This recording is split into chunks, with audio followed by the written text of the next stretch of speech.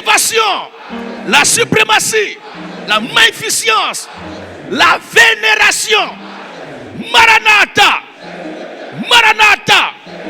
On acclame le Seigneur Jésus-Christ. Oh yes! Alléluia! Nous allons causer juste quelques minutes et on va bénir le Seigneur, se séparer. Nous lisons la parole, étant bien sûr debout, parce que c'est notre hymne national. Et nous touchons maintenant au sacro-saint. El sacramentum. Benedicatum Dominium. Domino benedicatum. Genèse chapitre 3. Le verset 9 à 10. Parole du Seigneur. Genèse 3. Nous écoutons. 9 à 10. Mais l'Éternel Dieu appela l'homme et lui dit: où es-tu? Il lui répondit: j'ai entendu ta voix dans le jardin et j'ai eu peur parce que je suis nu et Amen. Je me suis caché. Amen. Ajoute la vie qui est dans cette parole à ton peuple ce matin. Et qu'au sortir d'ici, nous soyons illuminés par la présence du divin soleil. Nous te le demandons au nom de Jésus-Christ. Amen.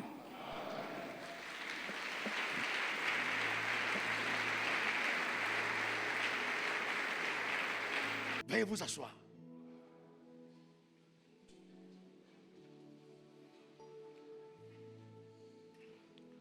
À travers la lecture de cette parole de l'Écriture, je vais fonder le thème de la prédication. J'ai entendu ta voix et j'ai su que je suis nu. J'ai entendu ta voix et j'ai su que je suis nu. Quand j'ai entendu parler ta parole, quand j'ai entendu le son de la prédication de ta parole, j'ai réalisé que je n'ai pas habité sur moi.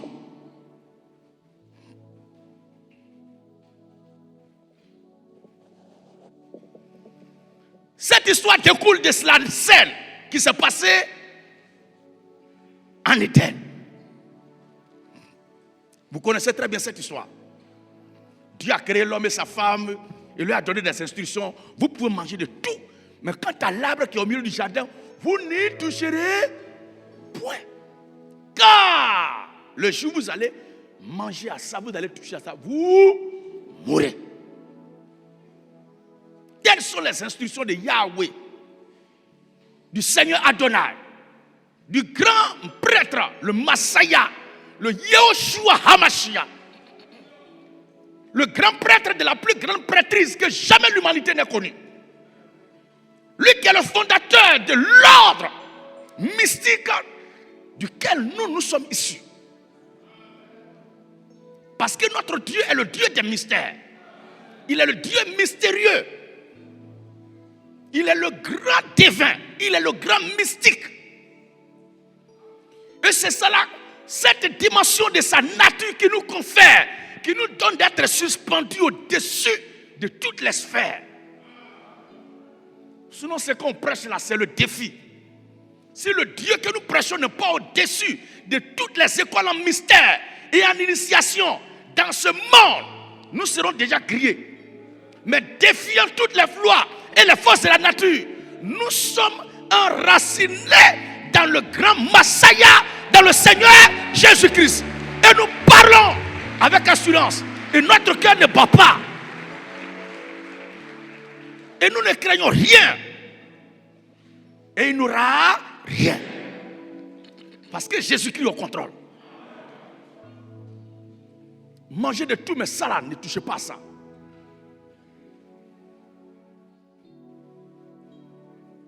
L'homme et sa femme, le serpent est venu leur parler et ce qui s'est passé, c'est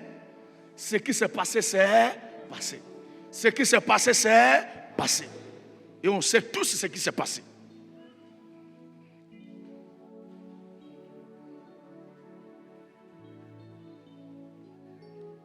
Mais c'est l'attitude d'Adam qui nous interpelle ce matin. Et nous tous qui sommes ici, nous sommes les héritiers d'Adam. Est-ce que vous le savez? Nous sommes les héritiers de la sémence d'Adam.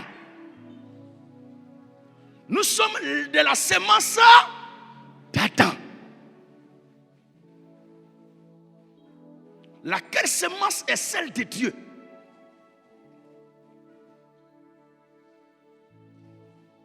En tant que sémence de Dieu, je vais attirer votre attention à tous ceux qui sont présents dans cette salle, dans cet auditorium de 5000 personnes et de tous ceux qui à travers le monde entier, parce qu'ils ne croient pas que ce soit toute la diaspora divine qui soit rassemblée ici ce matin. Il y a des absents, comme vous le constatez vous-même. Il y aura toujours des absents. Tous les enfants de Dieu éparpillés dans le monde entier, toutes les semences de Dieu éparpillées dans le monde entier, toutes les semences d'Adam éparpillées dans le monde entier, c'est à vous que je m'adresse ce matin. J'attire votre attention sur l'attitude d'Adam. Après que l'acte du péché soit commis, Adam et sa femme se sont cachés.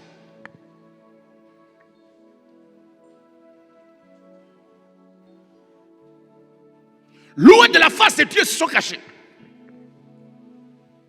Et la Bible dit, vers le soir, la voix du Dieu vivant parcourait le jardin. Il dit, Adam, Adam, où es-tu?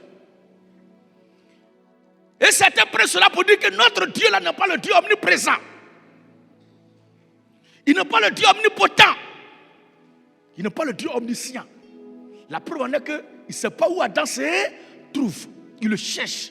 Comme toi, comme moi, on cherche un frère qui est sorti, on n'a pas vu depuis hier. Comme l'enfant de notre soeur qui est perdu la dernière fois qu'on a cherché et notre Dieu a ramené à la maison. C'est comme ça, Dieu cherchait Adam en Éden. Ils ont dit, voilà, on l'a attrapé. Lui qui dit qu'on est tout, il voit tout, il est partout, le voilà. Il demande à Adam où tu es. Mais ils ignorent que cette question est une problématique que Dieu établit pour résoudre une équation qui nous servira ce matin de nourriture. Je dis cette question de Dieu est une problématique que Dieu introduisait qui va servir ce matin de nourriture pour nos âmes. Parce que la réponse à cette problématique-là va nous permettre de comprendre qu'est-ce que Dieu faisait. Parce que notre Dieu maîtrise toutes choses. Il n'a jamais été trop surpris par un événement. Il est celui qui voit la fin et le commencement de toutes choses avant la création du monde. Et il fait dérouler le tapis de l'existence. Il fait dérouler le rouleau, le tapis de l'existence. Quand il rentre dans le temps et l'espace. En sorte que rien ne peut arriver que ce qu'il lui déjà il a programmé. C'est pourquoi nous parlons avec assurance de notre salut. Parce que celui de qui nous avons le salut est celui qui maîtrise notre vie depuis le premier souffle jusqu'à notre dernière inspiration.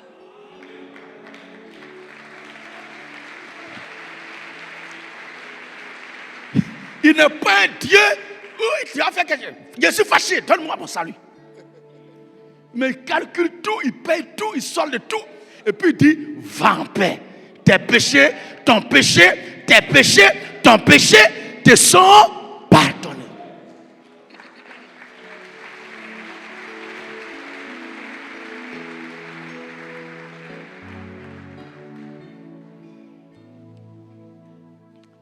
Attends, où es-tu? Et Adam dit, j'ai entendu ta voix et je me suis caché. Car j'ai réalisé, j'ai su que je suis nu.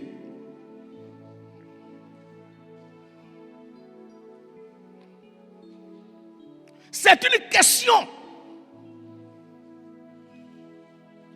qui nous interpelle à nous tous qui sommes ici ce matin et à tout le peuple de Dieu à travers le monde entier.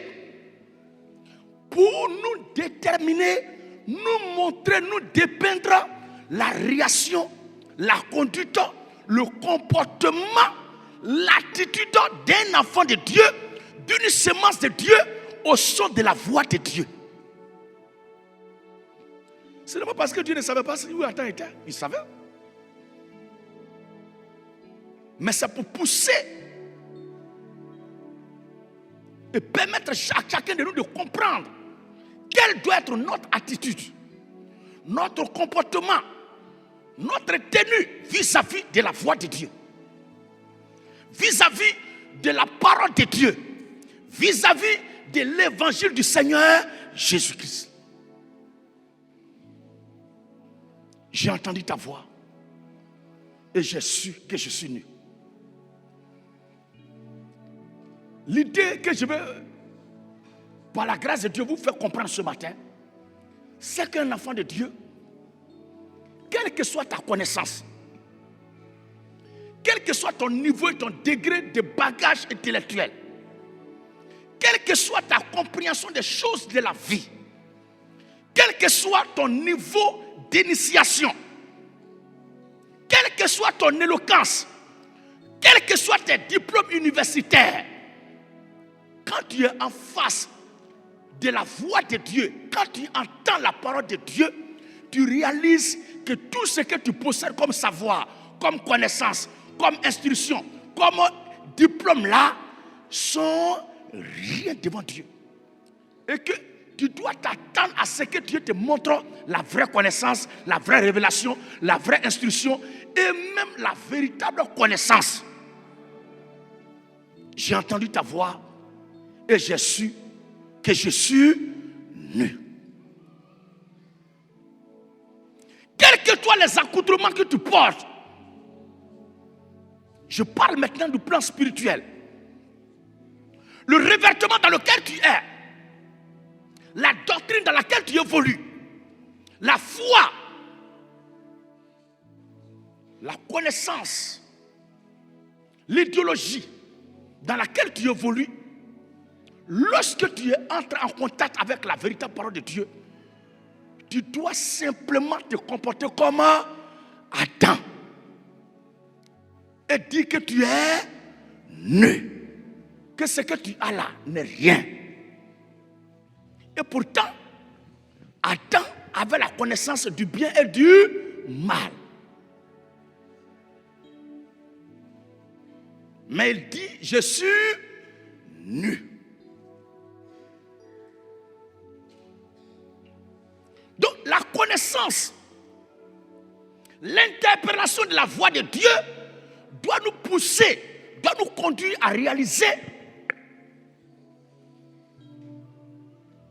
que tout ce que nous détenons, tout ce que nous possédons, tout ce que nous avons, tout ce que nous comprenons selon nous-mêmes,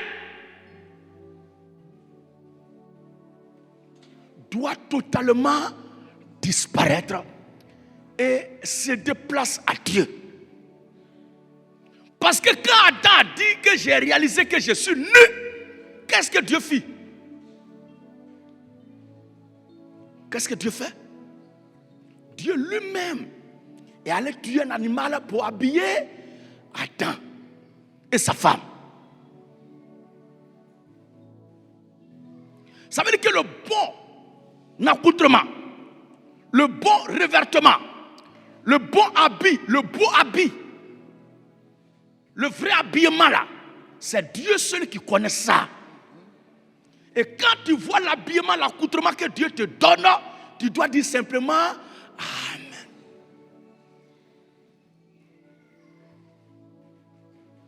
C'est à cela que je vous appelle. Et telle doit être la conduite de chaque enfant de Dieu, à travers le monde entier.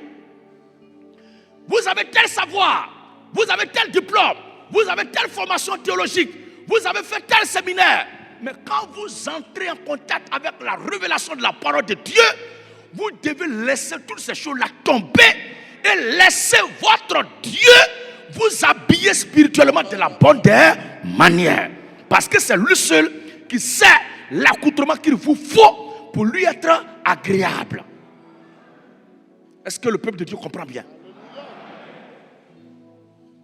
C'est l'idée qui est là. Maintenant, on va courir. Est-ce que vous avez bien compris ça?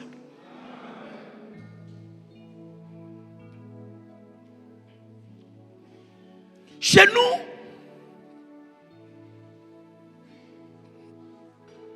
on ne mange pas igname de telle période à telle période.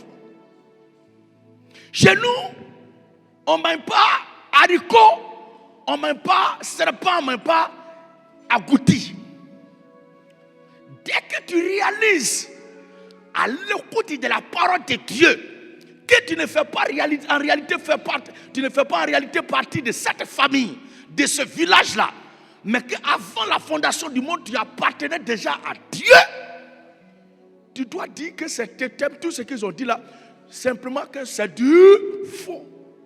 Et maintenant, te renseigner auprès de Dieu pour savoir quel est le vrai totem. Qu'est-ce que tu ne dois pas manger? Mais Dieu te dit, manger de tout ce qui se vend sur le marché. J'ai réalisé que j'étais né.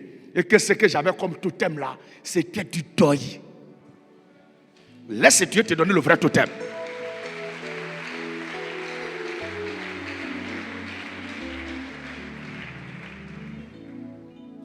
Un enfant de Dieu, quand il attend la voix de Dieu, il ne résiste pas. Et même s'il résiste, c'est pour un temps.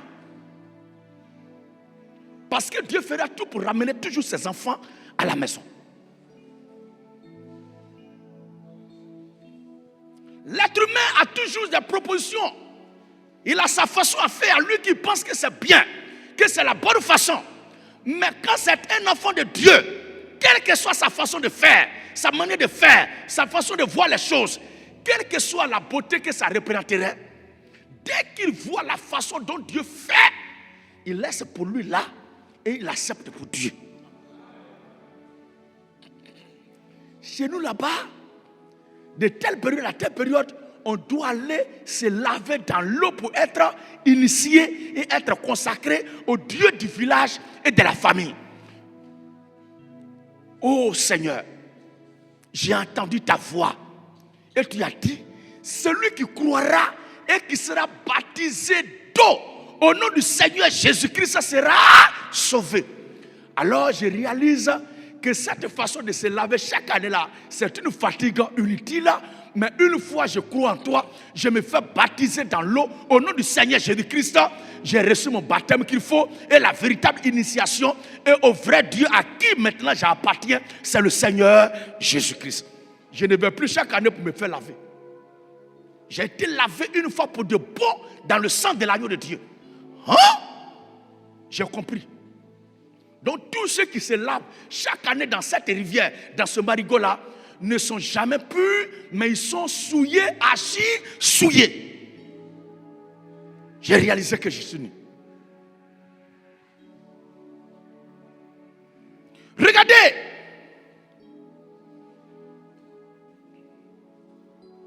Ce que l'Écriture dit au sujet du patriarche Joseph. Joseph était allé en Égypte.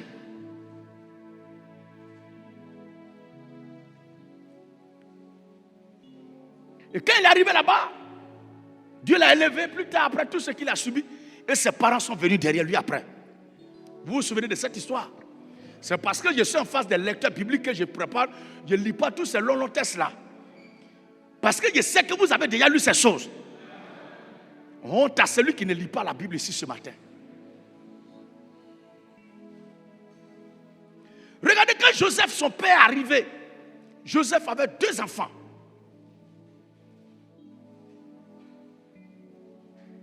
Je crois que c'est Manassé et Ephraïm. Et Joseph les a envoyés à son père pour que son père les bénisse. Dans la compréhension que Joseph a, dans l'esprit des choses de Joseph, dans son accoutrement qu'il a au plan spirituel, dans son revêtement spirituel. Quelqu'un qui est nu spirituellement, c'est quelqu'un qui n'a pas de connaissance. Mais un homme bien vertu spirituellement, c'est quelqu'un qui a la véritable connaissance du Seigneur Jésus-Christ. Est-ce qu'on comprend ça? Est-ce qu'on comprend ça? Merci. Dans l'accoutrement, la connaissance, le revêtement des choses que Joseph a, c'est que quand on met petit frère, grand frère, on doit mettre la main droite sur le grand frère et la main gauche sur le petit frère. J'ai entendu ta voix et je suis que je suis nu. N'oubliez pas.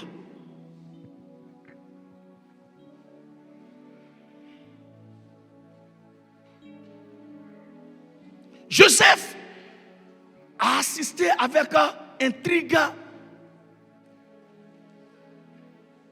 et scandale, quelque chose. Il voit son père, Jacob, le patriarche Jacob, qui met la main gauche sur le petit frère, qui met la main gauche sur le grand frère, ou bien c'est pas comme ça. Or, dans la compréhension des choses que Joseph a, ce qui est normal d'après la connaissance, la compréhension universelle, c'est que la main droite doit être sur le grand frère et la main gauche doit être sur le petit frère. Joseph envoie ses deux enfants et Jacob, il prend sa main gauche, il met sur le grand frère et sa main gauche sur sa main droite sur le petit frère. Joseph est choqué parce que son père Jacob met sa main gauche sur le grand frère et la main droite sur le petit frère. Et ses deux bras sont croisés comme ça. Parce qu'il les avait positionnés pour que son père puisse leur imposer les mains conformément à ce que lui savait. Souvent tu demandes à Dieu, tu fais une prière à Dieu, tu lui demandes quelque chose, mais tu ne le fais pas avec sagesse. Parce que tu veux que Dieu t'exauce comme toi tu le veux. Mais le Dieu, il ne peut se plier auprès de qui que ce soit. Mais nous exaucera toujours selon que lui, il a prévu de le faire. Amen, amen.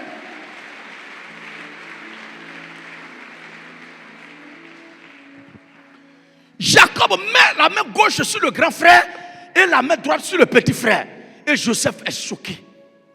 Il dit non, papa. La main gauche doit être sur le petit frère, la main droite doit être sur le grand frère. Jacob dit non. Parce que ce que Joseph pensait là, ça c'est la connaissance, la convention universelle. Mais notre Dieu est un Dieu d'exception. Notre Dieu est le Dieu de la différence. Notre Dieu est le Dieu de mise à part. Notre Dieu est le Dieu de la contradiction de tout ce qui existe dans ce monde. Est-ce que vous savez ça? On dit l'homme doit aller avec la femme pour qu'elle accouche. Lui dit, marie ta femme est enceinte par la vertu du Saint-Esprit.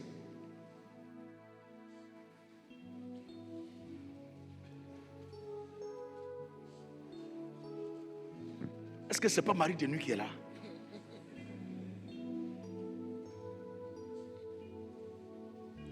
Et les gens sont troublés.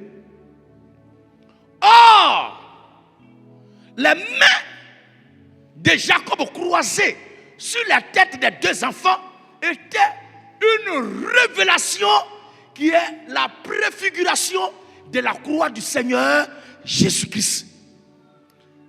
La croix qui devait sauver, la croix par laquelle le Seigneur sauve, premièrement. Parce que la Bible dit qu'Israël a été rejeté. Et nous les nations, on a été pris et été élevés. En sorte que la nation, la vieille nation, le vieux peuple de Dieu, qui est connu de tous en tant que tel, devienne maintenant deuxième position. Et nous qui étions derniers, nous devenions premiers. Parce qu'était prévu une parole du Seigneur qui a dit: plusieurs des premiers seront derniers et plusieurs des derniers seront des premiers. C'était ça que Jacob était en train de faire sur les 2 enfants de Joseph.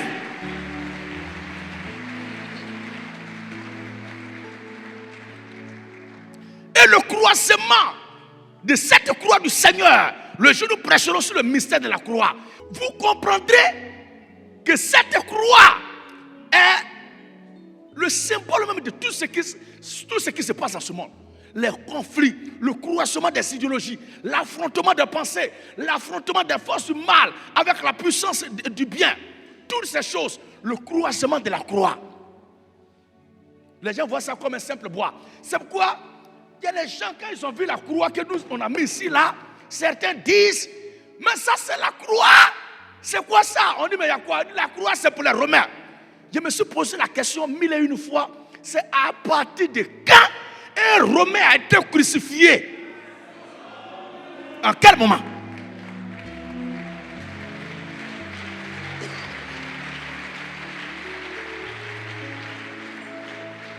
Alléluia! C'est à quel moment les catholiques sont devenus l'auteur et propriétaire de la croix? Si c'est le cas, quel est ce Romain qui fut crucifié à Golgotha? Même pour nous, c'est notre Seigneur Jésus-Christ qui a été crucifié. Et qui sont ceux qui l'ont crucifié? Ce sont les Romains. Les clous qui ont forcé dans les mains du Seigneur et sur ses pieds superposés, c'était les clous donnés par l'empereur romain. Mais ce n'est pas un Romain qui a donné ces clous. Ils ont aimé le Seigneur Jésus-Christ à partir de quand? En quel moment ils ont aimé le Seigneur Jésus pour que la croix de Jésus devienne leur propriété? Pas l'esprit d'accaparement. Ce sont des imposteurs. C'est de l'usurpation. L'esprit d'accaparement. Mais ils ne réussiront jamais à exproprier le Seigneur et son peuple de sa croix. La croix nous appartient. La croix c'est pour le Seigneur Jésus-Christ. La croix c'est le symbole du christianisme. Un homme qui est dérangé par la croix, c'est que c'est gâté. C'est Satan lui-même qui est là. Tout enfant de Dieu doit être fier d'entendre parler de la croix du Seigneur. Bref. Donc Joseph, quand son père l'a fait, même s'il ne comprenait pas, même s'il comprenait, j'ai entendu ta voix et j'ai su que je suis nu. Il n'a plus parlé.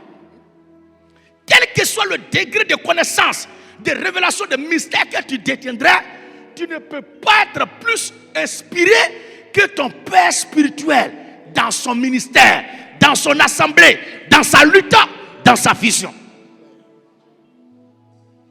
Le Seigneur a dit ce qu'il fait là, vous ferez plus. Mais c'est pas ça? Est-ce que c'est pendant qu'il était là?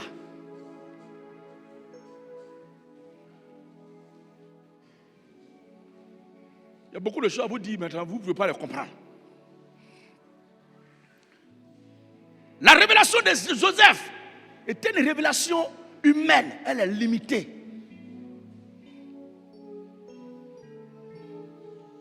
J'ai entendu ta voix, j'ai réalisé que je suis nu. Isaac avait 2 enfants, Isaou et Jacob. Isaac aimait Isaou. Isaac aimait Isaou. Isaou là, c'était le moissu, le fils Jaz du vieux Isaac. Parce que c'est quelqu'un qui avait une vie rangée. Il ne fait pas palabre au quartier. Il n'a jamais bu. On n'a jamais appelé son père la nuit pour dire il y a ton enfant qui a fait palabre ici. Ils ne sont jamais venus frapper à sa porte pour dire qu'il y a un de tes fils là-bas, il a fait des dégâts. Mais toujours c'est de Jacob, s'il te plaît. Un paresseux, fainéant, il est là, il ne comprend pas. Il est le prototype parfait de nous les chrétiens.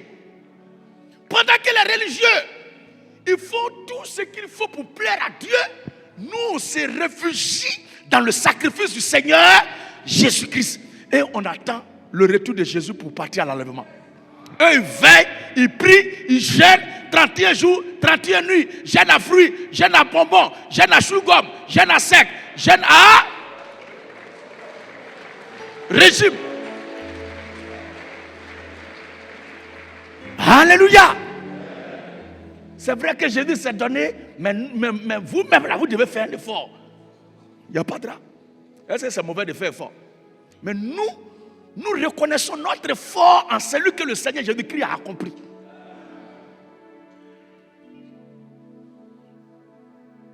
Jacob,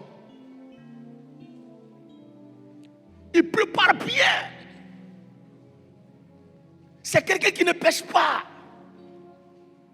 Mais le Seigneur Jésus-Christ est venu pour les malades,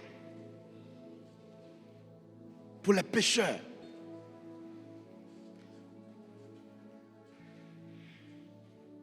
La façon dont Jacob n'était pas aimé de son père et son jumeau Ésaü était aimé d'Isaac, c'était ce qui est naturel, conventionnel, universel. Un enfant qui fait du bien, qui aide ses parents, qui respecte, et tout naturellement son père, sa mère doivent l'aimer, doivent le chuchoter. Mais l'homme il ne regarde pas bien là, c'est lui qui est le choix de Dieu. Mais à sa mère, la révélation a été donnée quand ils étaient dans le sein maternel. Oh, le vieux Isaac ne savait pas. Mais Rebecca savait. Il y a des choses que les anges de Dieu ne savent pas, mais l'église sait. Et c'est par l'église que les anges arrivent à avoir l'information que... Oh! Donc c'est ce que Dieu avait prévu faire. En sol qu'il est écrit, quand nous développons, nous prêchons, nous exposons les mystères du royaume de Dieu, les anges, ils jettent leur regard.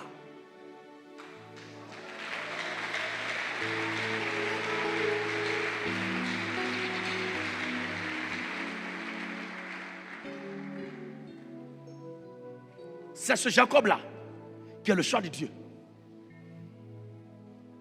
Quand l'heure de bénir arrivait, c'est lui que Dieu a pris. Isaïe est venu plus tard, il a pleuré. Wow, ça n'a rien changé. Ce qui est fait est fait. Donc la manière de voir d'Isaac n'était pas la manière de voir de Dieu. Et la manière de voir d'Isaac devait s'incliner devant la façon dont Dieu voit les choses. Et le choix de Dieu doit s'imposer à tous. Et c'est ce qui s'est passé. J'ai entendu ta voix et j'ai su que je suis né. Une femme dans le foyer, quand elle porte habit, son premier réflexe ne doit pas être si je sors là. Est-ce qu'on va acclamer? Est-ce qu'on va aimer? Est-ce qu'on va apprécier? Mais son premier réflexe, d'ailleurs avant de prier même habit là, elle doit se poser la question, est-ce que si je porte mon mari, il va aimer?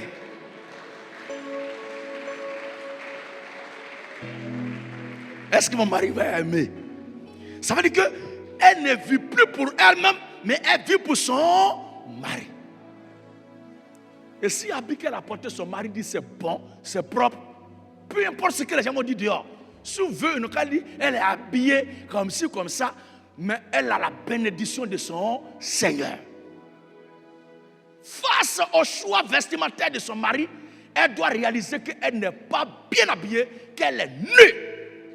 Non, quand j'étais en famille là, dans notre école là-bas, dans notre groupe WhatsApp là, dans notre groupe TikTok là, que c'est comme ça les autres s'habillent là-bas.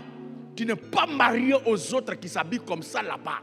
Tu es la femme d'un prince de Dieu et toi-même tu es une princesse du Seigneur Jésus-Christ. Ton accoutrement doit être celui qui a été le modèle choisi par le Seigneur Jésus-Christ. Est-ce que les servants de Dieu comprennent ça?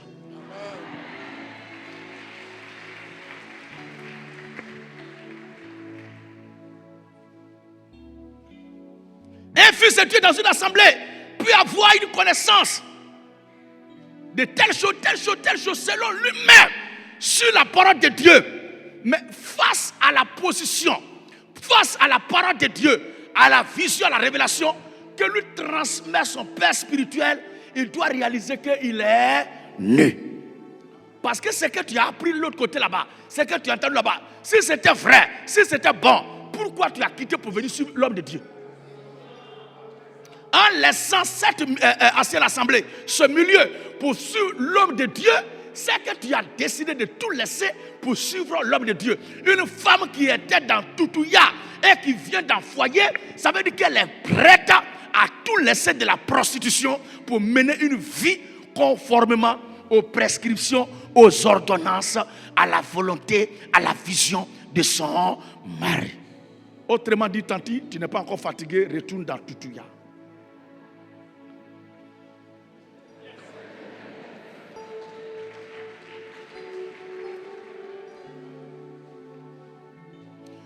C'est le problème de l'église de notre temps.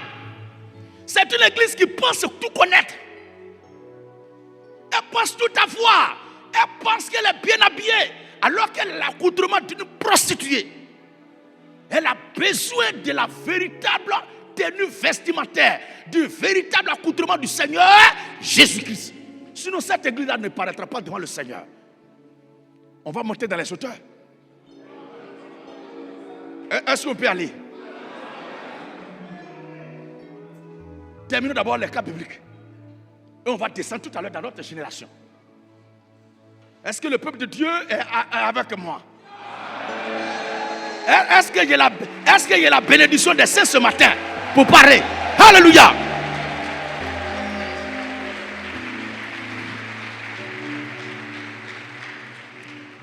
Nous sommes à Moïse. Moshe, l'homme de Dieu. Il avait sa façon à lui de vouloir défendre ses frères hébreux. Il avait sa manière à lui de vouloir combattre pour ses frères hébreux. Parce que son âme ne supportait pas la souffrance qu'enduraient ses frères. Les difficultés, l'esclavagisme auquel était réduit son peuple. Son âme ne supportait pas ça. Il s'est levé un bon matin, il s'est jeté sur un Égyptien et l'a tué. Dieu dit, l'intention est bonne, mais la façon n'est pas bonne. J'ai entendu ta voix et j'ai su que je suis nu. Moïse a réalisé que ce qu'il est en train de faire n'est pas mauvaise, mais la façon dont il est en train de faire est mauvaise. Servir Dieu n'est pas le problème, mais c'est la façon dont on sert Dieu là qui doit être jugé. Quand la Bible dit que l'heure vient, et elle est déjà venue, où les vrais adorateurs adoreront le Père en esprit et en vérité. Donc adorer Dieu n'est pas mal, mais comment tu adores Dieu et où tu adores Dieu? Alléluia.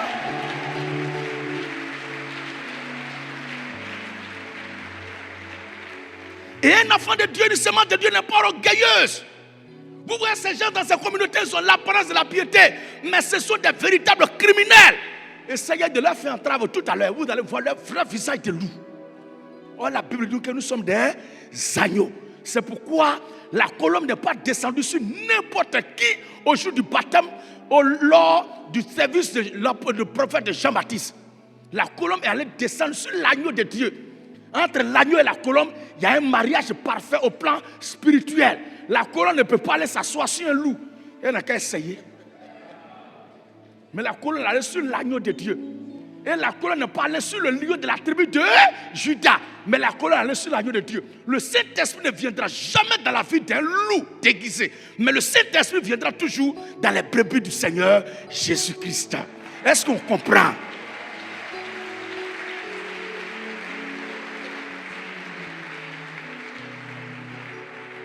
Ces gens-là ont l'apparence de la piété. Quand tu les vois dans la communauté, ils chantent, ils pleurent. Ils pleurent, ils chantent, ils pleurent. Ils aiment tellement pleurer. Or, naturellement, une personne qui aime pleurer, quand quelque chose commence, te réserve le pire devant. Essaie de faire un travail tout à l'heure. Tu vas voir leur vrai visage. Ce sont des gens qui font recours à la puissance des ténèbres, à la puissance des armes. Mais le chrétien fait recours à la puissance du Saint-Esprit.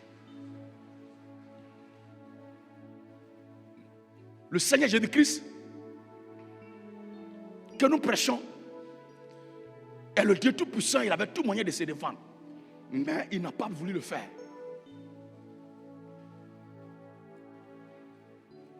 Moïse, c'est de lui qu'on parlait. Et nous n'oublions point Moïse a voulu sauver son peuple de sa façon. Il a voulu défendre ses frères à sa manière. Mais sa manière n'est pas celle de Dieu. Et Dieu l'a récupéré. Dieu lui a montré la nullité et la nudité de tout ce qu'il était et il faisait. Dieu l'a travaillé. Dieu l'a reverti. Dieu l'a réarmé. Dieu lui a donné la connaissance véritable. Et Dieu maintenant l'a lancé. Et quand il est revenu avec la façon de Dieu, est-ce que vous l'avez vu fuir devant Pharaon? Est-ce que vous avez vu qu'il se cache pour dire Pharaon, il ne faut pas Pharaon va me voir? Non. Mais lui-même, il partait chercher Pharaon. Or, le premier acte qu'il a posé, qui est la défense de ses frères, par lui-même, sa manière, faisait qu'il se cachait. Mais maintenant, il s'en fout. Que Pharaon ait entendu ou pas, je veux voir Pharaon. Je veux voir Pharaon. Mais la dernière fois, tu as tué quelqu'un. Tu te caches là. Tu penses que c'est des... Je veux voir Pharaon. Et quand Moïse est revenu, la suite, vous la connaissez bien. Donc, il a réalisé que sa manière n'était pas celle de Dieu. Il a abandonné ça pour accepter la manière dont Dieu a voulu que les choses soient. Et quand il est revenu, la chose s'est très bien passée par la grâce du Seigneur Jésus-Christ. Nous arrivons à Gédéon. Mais tenez-vous bien. Dieu dit à Gédéon, alléluia, vaillant guerrier, lève-toi. Car l'Éternel avec toi, il dit, oh. Comment ça? Dieu, dont mes pères ont parlé, lui qui a fendu la mer, qui a écrasé Pharaon, qui a maté les 7 royaumes là, c'est ce Dieu-là qui est avec moi. Et puis mon peuple souffre comme ça. Pardon, vieux, vous laissez ça. Tu es venu pour marier quelque chose, il faut marier en part. Amen, amen. Mais il ne savait pas que le plan de Yahweh vient pour montrer que tout ce qu'il a là est nul. Et qu'au plan spirituel, il est nul. Il n'a pas un bon revêtement et il n'a même pas un revêtement spirituel. Et c'est cette manière de voir-là qui lui permettait de raisonner ainsi. Mais Dieu est le Dieu des cas impossibles. Si toi, tu avais la force de le faire par toi-même, en quoi est-ce qu'il sera dit, c'est moi je combattrai pour toi? Mais la promesse de c'est moi qui combattra pour toi. Alléluia. C'est moi Yahweh. La promesse de c'est moi Yahweh, je combattrai pour toi à toute sa beauté et ces promesses-là. Lorsque toi-même tu es incapable. C'est pourquoi nous sommes tous des incapables, des incompétents, n'ayant pas la capacité du travail à accomplir pour l'acquisition de la vie éternelle. Mais le Seigneur Jésus-Christ, le tout capable, le tout puissant, le tout souverain, le suprême des souverains, il a accompli le travail et il dit, les gars, j'ai fini de régler la facture, allez-y vous servir. Même dans servir encore, c'est lui-même qui nous sert. Et même encore dans accepter encore, c'est lui-même en nous encore qui accepte ce qu'il sert. Où est le sujet de se glorifier? Il n'y a pas quelqu'un qui est quelqu'un ici. Et moi qui vous parle là, je ne suis rien. Et je ne serai rien.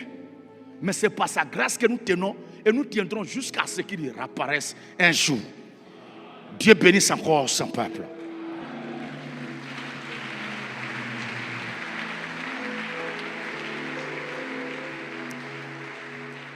Il dit à Gédéon, vous devez attaquer Madian. Gédéon allait faire recrutement, ils étaient 20 000. Dieu dit c'est trop. Ils sont restés 10 000. Dieu dit c'est pas avec ces 10 000 hommes-là que moi je vais garder le coin là-bas. Or, Madian était avec les fils de l'Orient. Et toute leur coalition là, il y avait un groupe de 120 000 hommes et un autre de 20 000 hommes. Et plus. Mais les alliés de Madian, ils étaient 120 000 hommes. Hommes tirant l'épée. Ce n'étaient pas des plaiantins. Ils étaient armés. Ils avaient des chevaux. Et la Bible, les chevaux étaient une multitude comme des criquets qui se répandaient partout. Je lui ai vu ça. Lui, il veut faire beaucoup de recrues. Dieu dit, arrête ça, petit. Tu as gâté, ils sont. Beaucoup d'hommes comme ça, ils ne peuvent pas faire ce travail-là. Vous voyez, l'homme voit ce qui est grand ce qui est beaucoup, ce qui est élevé. Mais Dieu, il prend ce qui est vilain, ce qui est inexistant, ce qui est minimisable, ce qui est inutile pour briser, pour anéantir et renverser ce que l'on considère. C'est par ces petits individus qui crient à bas que ce monde sera jugé. Nous ne sommes pas des grands pasteurs.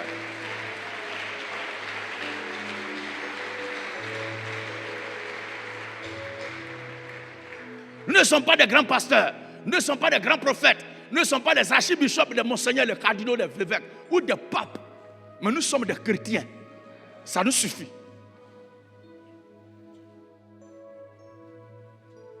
Et Dieu dit à Gédéon, va au bord de l'eau maintenant. Il faut faire le choix par ceux qui vont boire. Ceux qui vont se mettre à genoux pour boire et ceux qui vont boire l'eau comme le chien le fait. Regarde-le. Et sur les 10 000, c'est 300 personnes seulement qui ont bu comme chien. Il dit, bon, prends ces gens-là. Parce que le chien est l'animal le plus reconnaissant parmi les animaux domestiques. Le chien, il n'oublie jamais. Le chien est discipliné. Le chien est obéissant. Le chien se soumet à son maître. Et papa de les chiens qu'ils ont travaillé, ça c'est les fabrications là. Moi je parle de ce que Dieu a créé. Je dis je parle de ce que Dieu a créé. Oh, j'aime les fabrications, les colonnages, ça c'est la confusion ça. On parle de ce que Dieu a naturellement fait. Alors, prends ces loyalistes là et va avec eux. 300 hommes, c'est avec eux que Dieu a vaincu 120 000 hommes et plus. J'ai entendu ta voix et j'ai su que je suis nu. Donc la façon dont Gédéon voyait n'était pas celle de Dieu. Mais quand Dieu lui a parlé, il a laissé tout pour lui là, pour suivre ce que Dieu a dit. Il a abandonné sa vision. Il a abandonné son projet. Il a abandonné sa révélation. Il a abandonné ses recrutements. Il a abandonné la multitude de soldats et de combattants qu'il voulait. Et il a suivi la vision de Dieu selon laquelle il doit partir avec 300 personnes. Et il est allé, Dieu était avec lui et il a vaincu et il est revenu victorieux. Au point même que ses frères hébreux étaient en guerre. Ils étaient contents pour dire Gédéon, règne sur nous et que tes enfants aussi règnent sur nous. Tu es trop propre, tu es pur. Oh, ce sont eux qui l'avaient rejeté.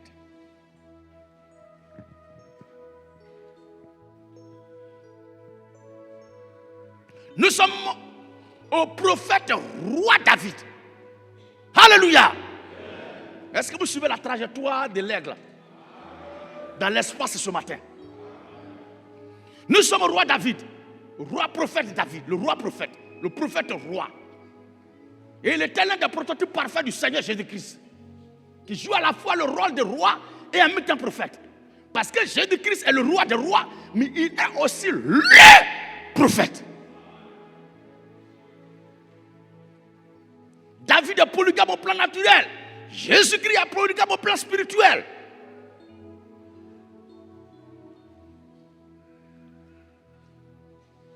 Et les femmes du maître de David, qui revient à David, le peuple de Dieu aussi revient à Jésus-Christ. Et c'est parce que Jésus-Christ est Dieu que ce qui est à Dieu est à lui. Est-ce qu'on comprend bien? David, avec son maître Saül, le temps est arrivé où Israël était attaqué, combattu par une armée de Philistins pilotée, conduite par Goliath. Et Saül a appelé son petit David pour dire voici la situation. David dit que lui là, je peux le vaincre parce que il a connu pire que ça. C'est pas Nyani lui là. Saül dit petit. Bon, prends mon armure là. Prends mon javelot, prends mon épée, prends mon casque, prends tout mon bouclier, mes trucs là.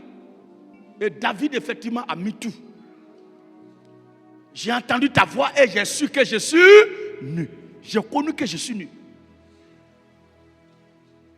L'accoutrement que Saül donnait à David là, ça c'est l'accoutrement selon l'homme.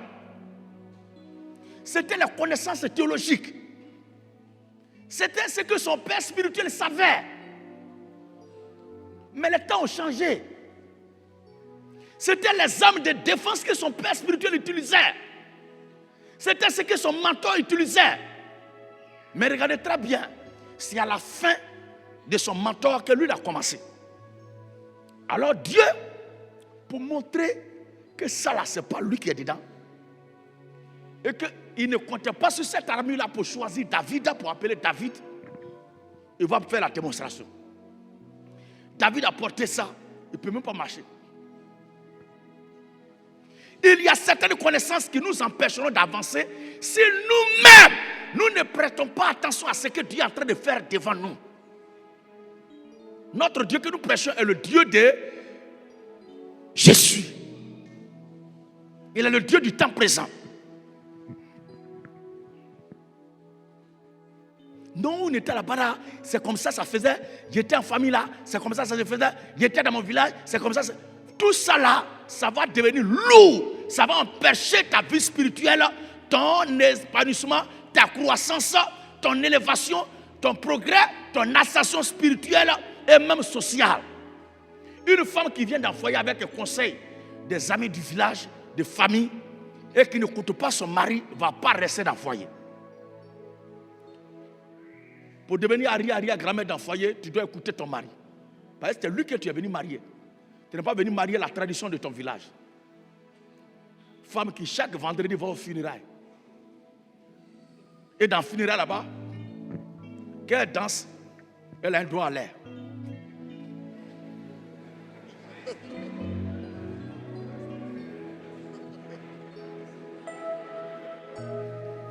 Et le message qu'il envoie, c'est quoi? Je suis seul. La majorité de ces femmes qui sont investies dans les histoires de funérailles là, ce sont des femmes adultères. La majorité sont des prostituées. C'est un nid de péché. Elles ne vont pas pleurer toutes.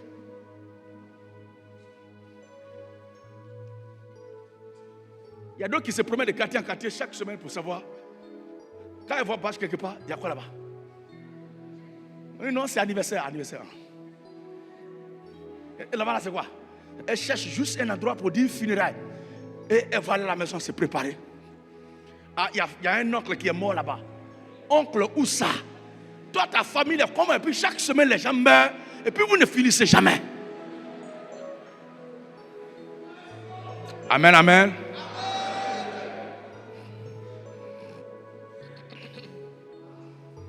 Alors, nous sommes presque à la fin de notre causerie. Parce qu'on a trop duré ce matin.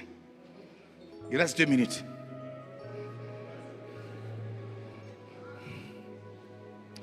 Quand David a porté l'armure de Saül, c'était pesant. Et il a enlevé tout ça là. Et il a pris lance-pierre. Et les gens disent, oh, vraiment, la folie.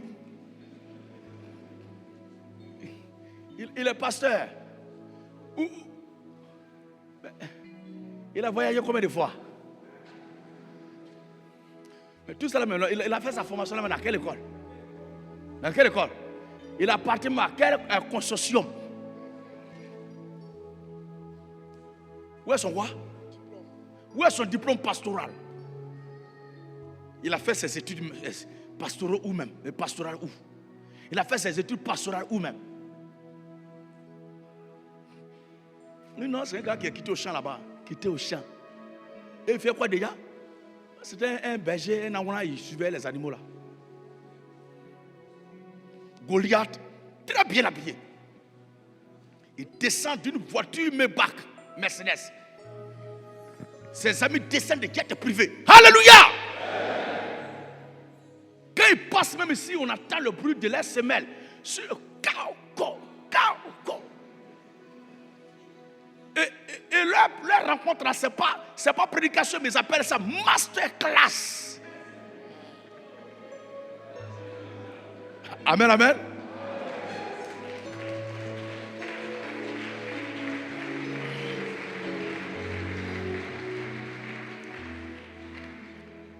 ils se rassemblent, ils sont innombrablement nombreux. Et on voit un individu avec un petit groupe là, et crie, mais ça là, ça va aller où? Ça va aller où là? Mais à la maison, chez eux, ils ne dorment pas bien. Ils ne dorment plus bien. Quand on dit que quelqu'un est un plaisantin, on ne s'occupe pas de lui. Mais le plaisantin les dérange. Parce que la meilleure façon de transmettre un savoir à une génération, c'est de faire ça à la manière dont cette génération est habituée. Et comme notre génération est beaucoup divertie et aime beaucoup rire, s'amuser, donc Dieu utilise la façon dont ça fait rire là pour faire passer. Or, une chose qui te fait rire, tu n'oublies pas ça facilement. Tu as toujours envie de répéter ça pour faire rire aussi les gens. Alléluia!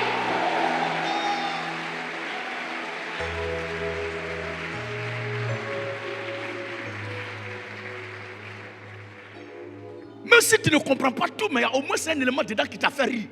Et cet élément-là devient le point de jugement que Dieu te réserve. Parce que tu as au moins entendu et tu as ri. Mais tu avais entendu quoi et puis tu riais. Or, c'était ça, la voix de l'éternité qui résonnait.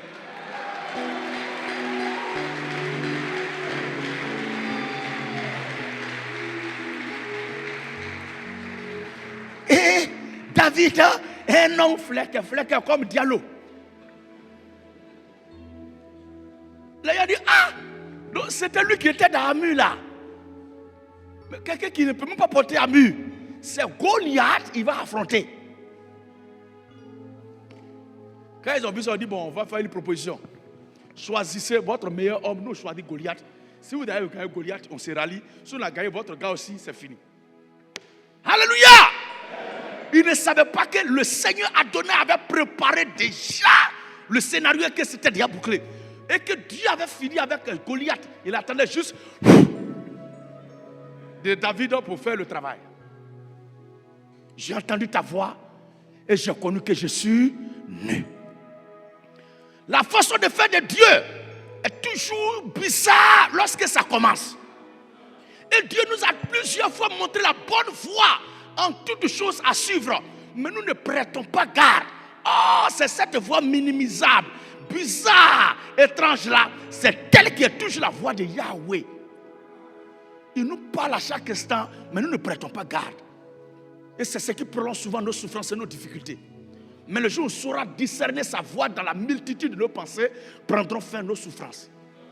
Est-ce qu'on comprend bien?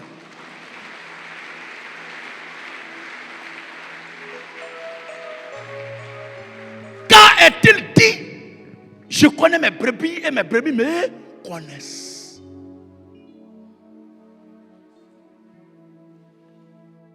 Elles entendent ma voix et elles me suivent. Mais si la voix du Seigneur est remplacée par la voix d'un cardio prêtre, tu vas rejoindre Judas Iscariote. Et Goliath, il avance avec des discours éloquents, avec des mots superposés. Ils font des allocutions. Quand tu écoutes, même, tu te demandes, mais est-ce que moi-même là, je peux même? C'est parce qu'ils sont comme ça que Dieu va les confondre toujours. Parce que leur objectif, c'est la gloire. Mais non pas pour gagner une âme à Christ. Parce que même ils ne sont pas gagnés encore en Christ. Est-ce que vous comprenez bien? Et vient le petit David. Goliath est fâché. Il dit, attends, est-ce que moi je suis un chien? Oui, tu es un chien. Je suis un chien, pourquoi on m'envoie? Attends, moi Goliath. Est-ce que David il parle même? David disait là-bas, à Zeus, à ça, dit, préparez-moi mes 3 versets. Amen, amen. Parce qu'il a déjà décelé la faille. C'est que l'armure de Goliath, là, tout est blindé. Mais il y a un petit coin ici qui n'est pas protégé. Il fait des lolo discours. Oh, David a attrapé juste une petite parole des gens. Et puis il est serein, il a arrêté le couteau. Alléluia. Est-ce que le peuple de Dieu voit un peu la métamorphose?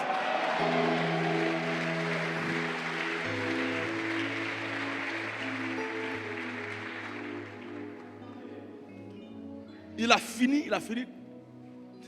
David est arrêté comme ça. Pendant qu'il était en train de bavarder depuis là.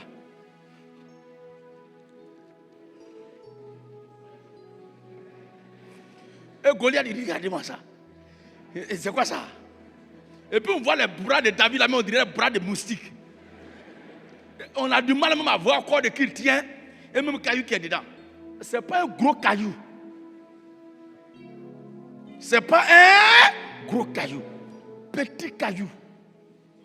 La pierre qu'on rejetait, ceux qui bâtissaient, est devenue la principale des langues. Cette petite pierre qui est descendue sur terre, qui a fracassé la statue de Nebuchadnezzar dans la vision, interprétée par l'homme de Dieu Daniel. Cette petite pierre qui grandit, et se sent sur toute la terre. Tel que l'homme est grand aujourd'hui, il ne peut pas être comme ça dans le sein maternel. Il faut toujours un petit truc. Et quand ça va sortir, ça va prendre la forme. La pierre qui a brisé le front de Goliath n'était pas de grosse pierre, mais l'impact, l'effet, l'œuvre de cette pierre fait son effet jusqu'à aujourd'hui et on en parle encore ce matin. Alléluia! Et nous disons que la pierre de front de David qui a bousillé le front de Goliath, c'est le Seigneur Jésus-Christ. C'est le Seigneur Jésus-Christ. Et c'est ça là, ce débat.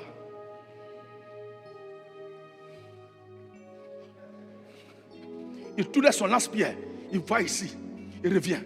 Il est arrêté. Et puis Goliath, il est en train de tchatcher là-bas seulement. Parce que les gens qui sont gros bêtes là, quand ils parlent, crachat soit ici, crachat soit ici. Alléluia. Crachat soit ici, crachat soit ici. Lui-même, il s'est essoufflé tout seul. Mais David, Dieu dit, il faut te calmer d'abord. Parce que quand Dieu fait des dégâts, il attire le maximum des regards des gens. Sur toi qui fait bruit, qui veut en nid là. Il attire les regards de tout le monde sur toi. Venez! Et il fait des discours. Quand il finit de parler comme ça, la foule applaudit. Wow! Pour lui, il nous a eu. Le Seigneur dit, c'est le moment petit. Il est stable maintenant, il faut envoyer.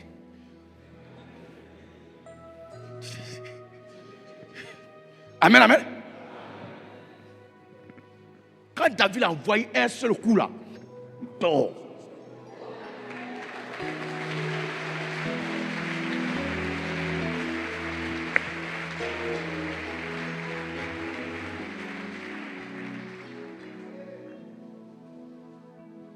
Terminé, l'histoire de Goliath a pris fin. Et la Bible dit, le Seigneur dit au cœur de son serviteur, fonce sur lui. Les gens disent non, ce que Goliath a fait là, c'est une stratégie de combat. Amen, amen. C'est une stratégie de guerre. Parce que c'est un spécialisé. Il a plusieurs phases qu'il fait sortir et il partait les gens. Oh, le gars est mort. Et David a avancé. Le Seigneur lui inspira de monter une preuve probable que cet homme est fini. Coupe sa tête. Coupez sa tête.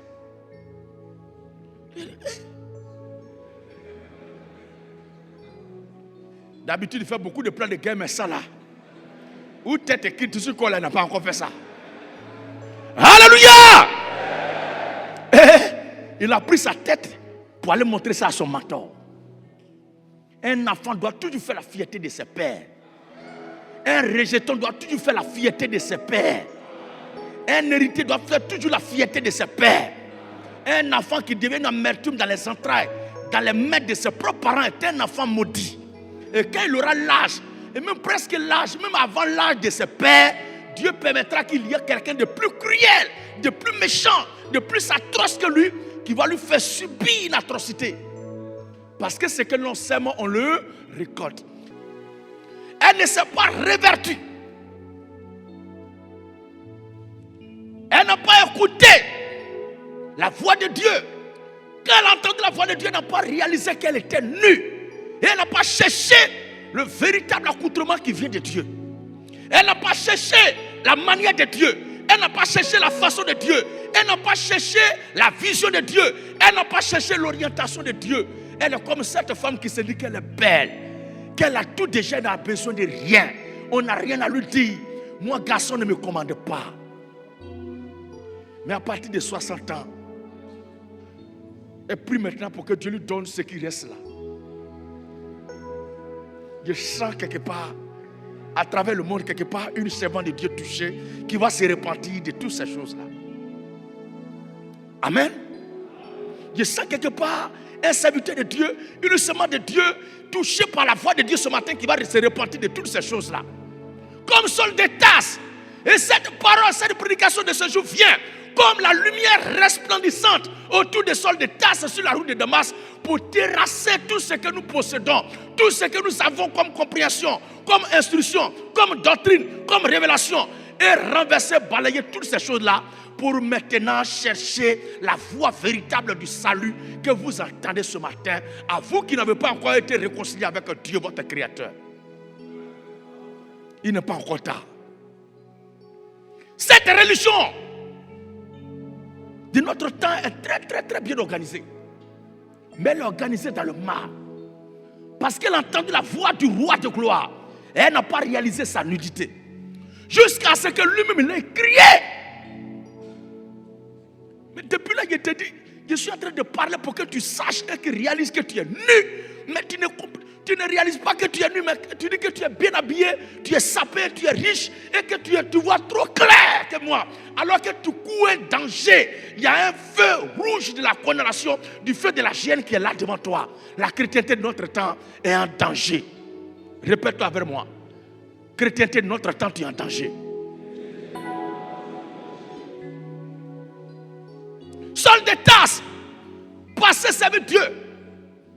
Il pensait être au service du grand Dieu des cieux. Et il était sincère. Mais la sincérité en soi n'est pas une garantie de la vérité. Parce que la seule garantie de la vérité, c'est le Seigneur Jésus-Christ. Est-ce que tu l'as ou pas? Saul de Tarse, il persécutait les chrétiens. Comme les gens, quand ils nous entendent aujourd'hui, ils disent que nous, on divise l'église. On combat les vrais hommes de Dieu, on combat les chrétiens.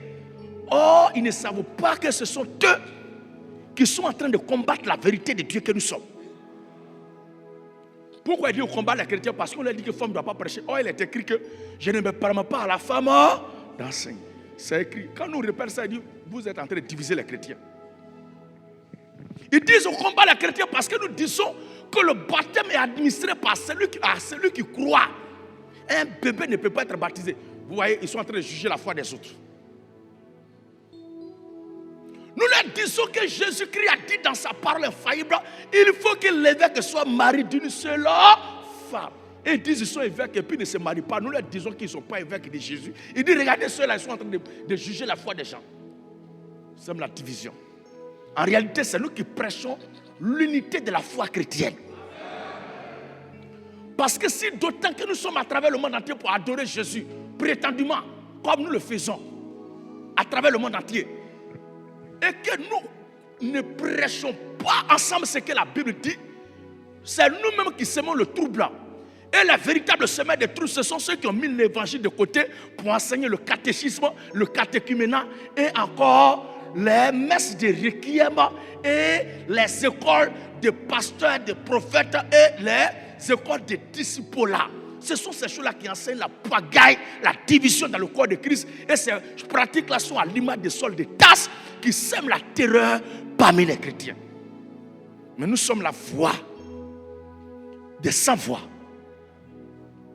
Nous sommes la voix de la résurrection.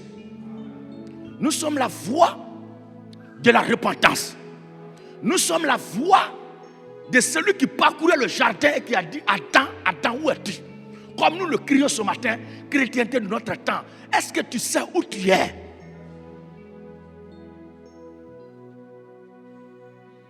Religion de notre temps. Est-ce que tu sais où tu es? Parce que si tu sais où tu es, tu dois réaliser que tu es nu et que tu es en danger. Saul de Tarse,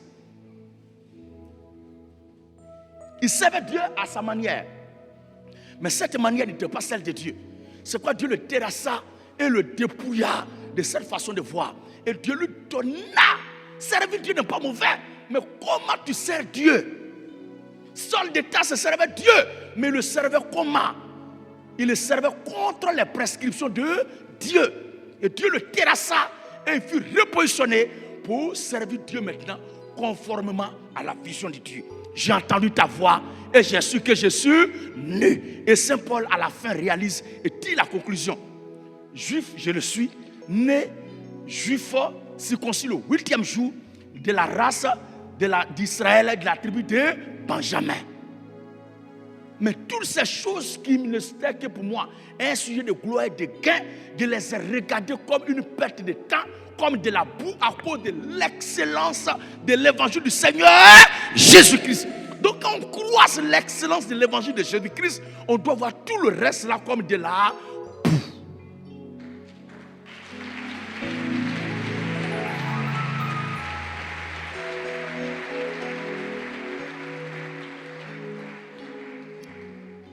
Cette chrétienté fut interpellée, mais elle n'écouta point.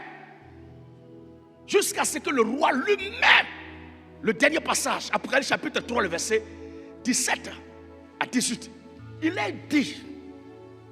Apocalypse 3, verset 17 à 18. Il est écrit. Parce que tu dis. Parce que tu dis. Je suis riche. Je me suis enrichi. Parce que tu dis je suis riche, je me suis enrichi. Je n'ai besoin de rien. Je n'ai besoin de rien. Les gens n'écoutent plus aujourd'hui l'évangile. Les gens n'écoutent plus la parole de Dieu. Ils n'écoutent plus l'église du Seigneur Jésus-Christ. Ils ont les influenceurs, ils ont les écoles pastorales, ils ont les formations prophétiques en ligne. Ils n'écoutent plus ce que Dieu a dit dans sa parole. Quel que soit ce que tu as dit à certains, ils disent, est-ce que c'est le prophète qui a dit? D'autres disent, est-ce que c'est le prophète vivant de ton temps qui a dit? Aujourd'hui, et tous, ils ont disparu. Mais la seule chose qui demeure éternellement, c'est la parole du Seigneur Jésus-Christ. Je savais que toutes ces choses allaient s'éteindre. Mais que restera debout l'évangile, la foi, la parole du Seigneur Jésus-Christ. Je n'ai besoin de rien. Et parce que tu ne sais pas que tu es malheureux. Tu ne sais pas que tu es. Ce sont des communautés. Cette chrétienté-là, tu la vois. Les gens sont. Tu les vois là-bas. C'est comme si c'est le paradis. Alors que c'est l'enfer. Le décor est impressionnant. Mais quand ils s'ouvrent la bouche pour parler, la Bible est loin. Des gens amoureux des esprits de mort, des esprits des eaux, des esprits Mami Wata. Ils prêchent les morts comme si c'était la résurrection qu'ils sont en train de prêcher. Or, nous les chrétiens, nous prêchons la résurrection et la vie. Ils sont dans le mystère de la mort. Nous sommes dans le mystère de la vie. Ils sont dans le mystère des eaux et des esprits des eaux. Nous sommes dans le mystère de la parole de Dieu et de la révélation du Seigneur Jésus-Christ. Ils sont dans le spiritisme, mais nous sommes dans la spiritualité chrétienne.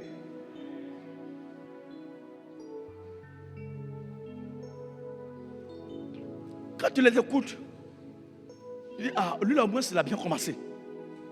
Mais c'est mal les connaître. Jusqu'à la fin, il va terminer par, où tu es là, où tu m'entends, va au cimetière sur la tombe de ton ancêtre, le premier cadavre qui est mort là. Prends la terre de là-bas pour m'envoyer. On va faire un travail pour te faire un bain. Nous les chrétiens, nous n'avons plus besoin d'un bain. Nous avons fait notre bain dans le sang de l'agneau de Dieu. Nous avons été baptisés de l'eau au nom du Seigneur Jésus-Christ. Nous avons été lavés, purifiés, lavés dans l'eau de la parole de Jésus-Christ. On n'a plus besoin de ces choses. Tu dis que je suis riche et que je n'ai besoin de rien. C'est parce que tu ne sais pas que tu es malheureux. Misérable. Misérable. Pauvre. Pauvre. Aveugle et nu. Aveugle et un homme qui est aveugle ne sait pas où il est. La seule chose qui l'interpellera qu'il est quelque part où il saura au moins se décrire que je suis quelque part, c'est le jour où il sera dans le feu. Il dira que je suis dans le feu. Et c'est le feu qui est la destination de tous ces aveugles, de ces communautés, de cette chrétienté, de cette religion apostate.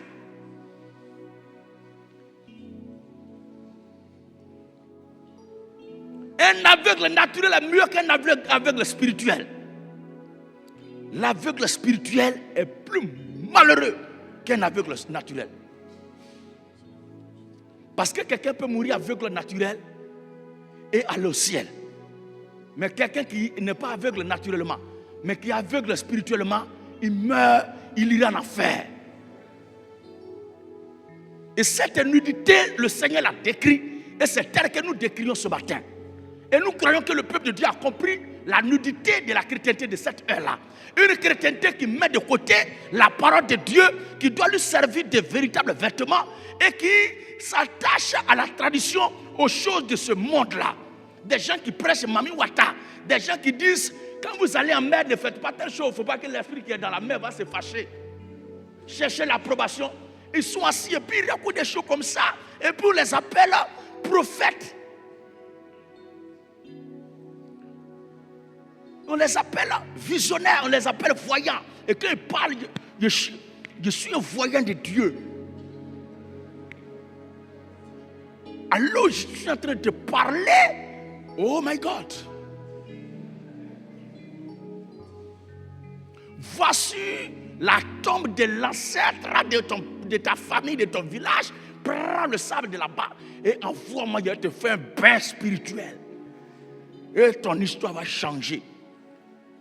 Le changement de toute histoire doit être interrogé sur ses origines.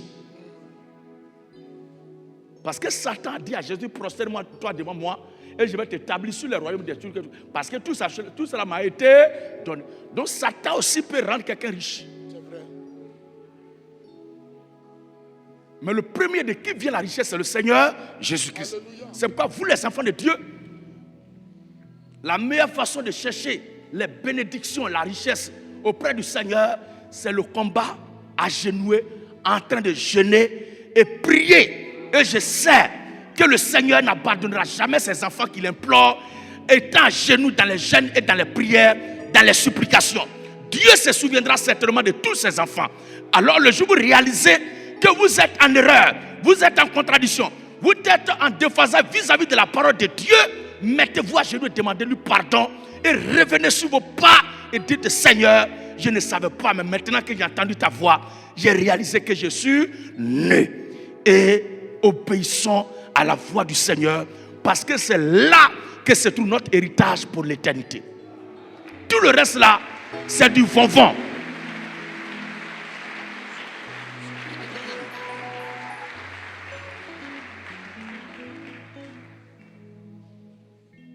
J'ai entendu ta voix et j'ai connu que je suis nu.